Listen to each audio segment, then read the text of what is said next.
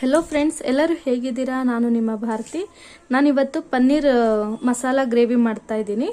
So ಇಲ್ಲಿ ಬಾಣಲಿ ಇಟ್ಟು ಆಯಿಲ್ ಕಾಯಕ್ಕೆ ಇಟ್ಟಿದ್ದೀನಿ. ಇಲ್ಲಿ 2 ಪನ್ನೀರ್ ತೊಗೊಂಡಿದ್ದೀನಿ. ನಾನಿವಾಗ ಇದನ್ನು ಡೈರೆಕ್ಟು ಆಯಿಲ್ಗೆ ಹಾಕಿ ಸ್ವಲ್ಪ ಫ್ರೈ ಮಾಡ್ಕೊಳ್ತೀನಿ.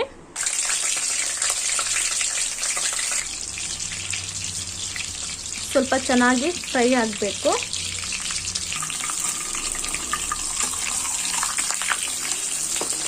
ಸೊ 2 ಕಡೆನೂ ಬ್ರೌನ್ ಕಲರ್ ಆಗಲಿ.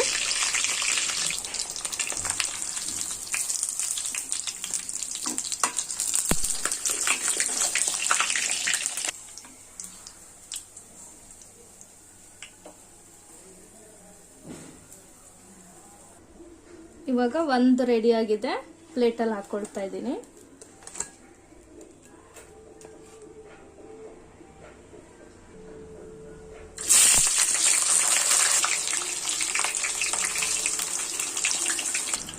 ನೋಡಿದ್ರಲ್ಲ, ಇಷ್ಟಾದ್ರೆ ಸಾಕು.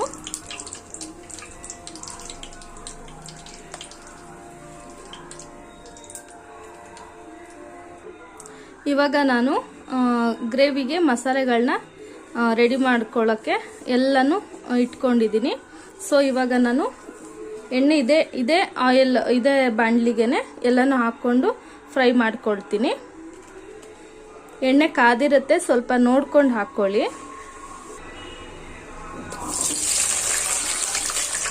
ಆನಿಯನ್ನು, ಗೋಡಂಬಿ, ಹಸಿಮೆಣಸಿನ್ಕಾಯಿ, ಶುಂಠಿ, ಬೆಳ್ಳುಳ್ಳಿ ಮತ್ತು ಟೊಮೊಟೊ ಇಷ್ಟನ್ನು ಒಂದೇ ಸಲ ಚೆನ್ನಾಗಿ ಫ್ರೈ ಮಾಡ್ಕೊಳ್ಳೋಣ.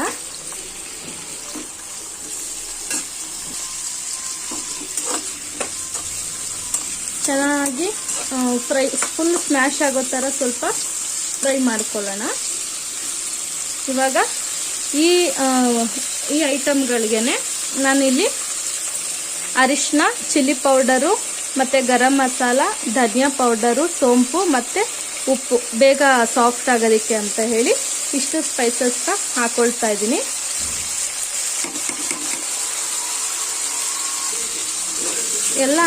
ಎಲ್ಲಾನು ಐಟಮ್ಸ್ನ ಒಂದೇ ಸಲ ಚೆನ್ನಾಗಿ ಫ್ರೈ ಮಾಡ್ಕೋಬೇಕು. ಯಾರೆಲ್ಲ ನನ್ನ ಚಾನಲ್ ನೋಡ್ತಾ ಇರ್ತೀರಾ, ಪ್ಲೀಸ್ ಸಬ್ಸ್ಕ್ರೈಬರ್ ಆಗಿ. ಇಷ್ಟ ಆದರೆ ಲೈಕ್ ಮಾಡಿ. ಈಗ ಇದು ಚೆನ್ನಾಗಿ ಫ್ರೈ ಮಾಡ್ಕೊಳ್ಳೋಣ, ಸಾಫ್ಟ್ ಆಗೋವರೆಗೂ. ಇವಾಗ ನಾವು ಪನ್ನೀರ್ನ ಎಲ್ಲ ಸ್ಲೈಸಸ್ ಆಗಿ ಕಟ್ ಮಾಡ್ಕೊಳ್ಳೋಣ. ಈ ಥರ ಫ್ರೈ ಮಾಡಿಕೊಂಡು ಕಟ್ ಮಾಡೋದ್ರಿಂದ ಮತ್ತೆ ಪನ್ನೀರು ಜಾರೋದಿಲ್ಲ. ಇಲ್ಲಾಂದರೆ ನಾವು ಕಟ್ ಮಾಡ್ಬೇಕಾದ್ರೆ ಫಸ್ಟೇನೆ ತುಂಬ ಜಾರತ್ತೆ.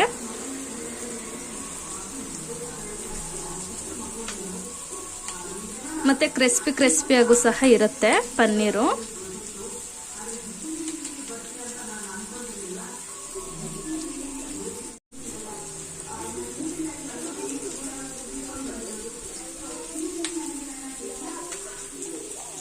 ಸಣ್ಣ ಬೇಕಾ ದಪ್ಪ ಬೇಕಾ ನೋಡಿ ಕಟ್ ಮಾಡ್ಕೊಳ್ಳಿ. ಪನ್ನೀರ್ ಗ್ರೇವಿ ಮಾಡಕ್ ಬರಲ್ಲ ಅಂದ್ರೂ ಈ ಥರ ಮಾಡಿದ್ರೆ ಈಸಿಯಾಗಿ ಬೇಗನೂ ಮಾಡ್ಬೋದು.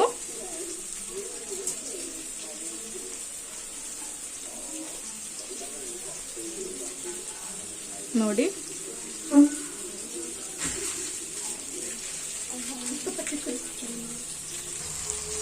ಇವಾಗ ಇಲ್ಲಿ ಚೆನ್ನಾಗಿ ಫ್ರೈ ಆಗ್ತಾ ಇದೆ.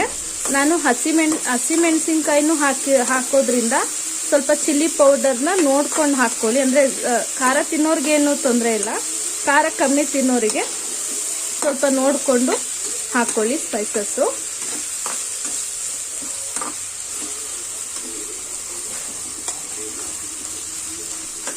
ಈ ಥರ ಟೊಮೊಟೊ ಎಲ್ಲ ಆಲ್ರೆಡಿ ಸ್ಮ್ಯಾಶ್ ಆಗ್ತಾ ಇದೆ ನೋಡಿ. ಇಷ್ಟಾದ್ರೂ ಸಾಕು. ಸೊ ಈಗ ನಾನು ಸ್ಟವ್ ಆಫ್ ಮಾಡಿ ಸ್ವಲ್ಪ ತಣ್ಣಗಾದ್ಮೇಲೆ ರುಬ್ಕೊಳ್ತೀನಿ.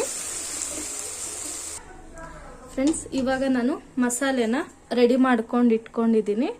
ಸೊ ಇವಾಗ ನಾನು ಇದರಲ್ಲಿ ಏನು ಫ್ರೈ ಮಾಡಿದ್ದೆ ಎಲ್ಲನೂ ಮೇಲೆ ಎತ್ಕೊಂಡು ಹಂಗೆ ಆಯಿಲ್ ಎಲ್ಲ ಅದರಲ್ಲೇ ಬಿಟ್ಟಿದ್ದೀನಿ. ಮತ್ತೆ ಎಕ್ಸ್ಟ್ರಾ ನಾನು ಯಾವುದೂ ಆಯಿಲ್ನ ಹಾಕ್ಕೊಳ್ತಾ ಇಲ್ಲ. ಸೊ ಇವಾಗ ಇಲ್ಲೇನು ರುಬ್ಬಿಟ್ಕೊಂಡಿದ್ದೀನಿ ಅದನ್ನು ಮಸಾಲೆನ ಇದೇ ಬಾಣಲಿಗೆ ಹಾಕ್ಕೊಳ್ಳೋಣ.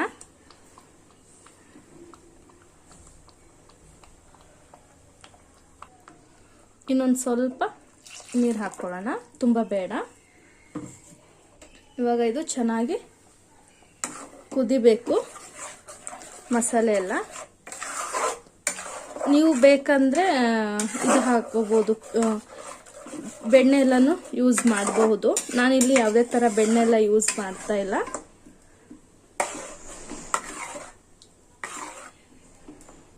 ಈಗ ಇದನ್ನ ಚೆನ್ನಾಗಿ ಕುದಿಯೋದಕ್ಕೆ ಬಿಟ್ಬಿಡೋಣ.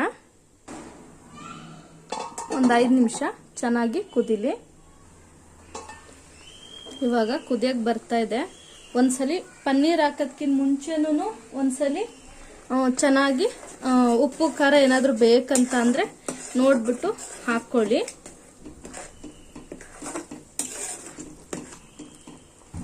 ಇನ್ನೊಂದು 2 ನಿಮಿಷ ಚೆನ್ನಾಗಿ ಕುದಿಲಿ.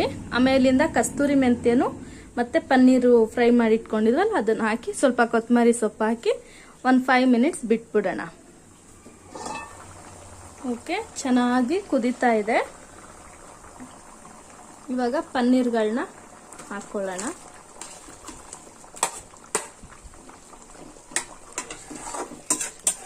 ಚೆನ್ನಾಗಿ ಫ್ರೈ ಮಾಡ್ಕೋಬೇಕು.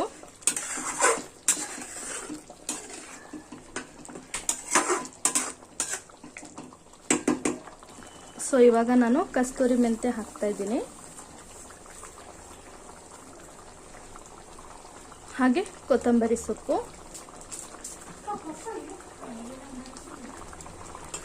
ಚೆನ್ನಾಗಿ ಫ್ರೈ ಮಾಡಿಬಿಟ್ಟು ಒಂದು 2-3 ಮಿನಿಟ್ಸ್ ಮುಚ್ಚಿಟ್ಬಿಡೋಣ.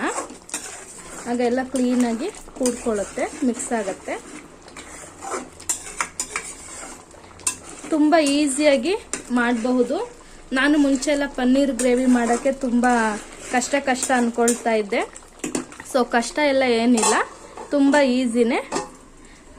ಮಾಡೋ ವಿಧಾನ ಸ್ವಲ್ಪ ಬದಲಾಯಿಸ್ಕೊಂಡ್ರೆ ತುಂಬ ಈಸಿ ಅನಿಸುತ್ತೆ. ನೀವು ಒಂದ್ಸಲಿ ಮನೇಲಿ ಟ್ರೈ ಮಾಡಿ ಹೇಗೆ ಬಂತು ಅಂತ ನನಗೆ ಕಮೆಂಟಲ್ಲಿ ಹೇಳಿ. ನೋಡಿ ಚೆನ್ನಾಗಿ ಮಿಕ್ಸ್ ಆಗಿದೆ. ಮತ್ತು ಉಪ್ಪು ನೋಡ್ಕೊಂಡು ಹಾಕ್ಕೊಳ್ಳಿ, ಯಾಕಂದರೆ ಪನ್ನೀರಲ್ಲೂ ಸ್ವಲ್ಪ ಉಪ್ಪಿನ ಅಂಶ ಇರುತ್ತೆ ಅಂತ ಅನಿಸುತ್ತೆ. ಯಾಕಂದ್ರೆ ನನಗೂ ಒಂದು ಟೈಮ್ ಆ ಥರ ಮಾಡಿದಾಗ ಉಪ್ಪು ಜಾಸ್ತಿ ಆಗಿಬಿಟ್ಟಿತ್ತು. ಸೊ ಹಾಗಾಗಿ ನೋಡಿಕೊಂಡು ಉಪ್ಪನ್ನ ಹಾಕ್ಕೊಳ್ಳಿ. ಸೊ ನೋಡಿದ್ರಲ್ಲ ಪನ್ನೀರ್ ಗ್ರೇವಿ ಎಷ್ಟು ಈಸಿಯಾಗಿ 10-15 ಮಿನಿಟ್ಸಲ್ಲೆಲ್ಲ ಮಾಡಬಹುದು. ತುಂಬ ಈಸಿ ಮಾಡೋದಕ್ಕೆ. ಪ್ಲೀಸ್ ಯಾರೆಲ್ಲ ನನ್ನ ಚಾನಲ್ ನೋಡ್ತಾ ಇರ್ತೀರಾ ಸಬ್ಸ್ಕ್ರೈಬರ್ ಆಗಿ, ಮತ್ತು ಹಾಗೆ ಇಷ್ಟ ಆದರೆ ಲೈಕ್ ಮಾಡೋದನ್ನ ಮರಿಬೇಡಿ. ಮನೇಲಿ ಒಮ್ಮೆ ಟ್ರೈ ಮಾಡಿ ನನಗೆ ಕಮೆಂಟ್ ಮಾಡಿ ಹೇಗಿತ್ತು ಅಂತ ಹೇಳಿ. Thank you.